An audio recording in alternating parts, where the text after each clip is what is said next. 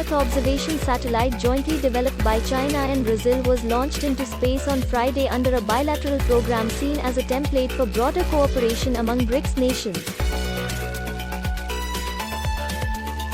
The China-Brazil Earth Resource Satellite 4A was launched on a Long March 4B rocket in the northern Chinese province of Shanxi, the official Xinhua news agency reported.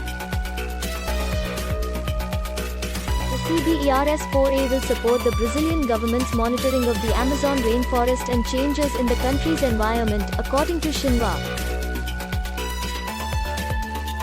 Brazil, Russia, India, China and South Africa, collectively known as BRICS, have been in talks on a framework agreement to create a constellation of satellites for Earth remote sensing and share data obtained by each other's satellites.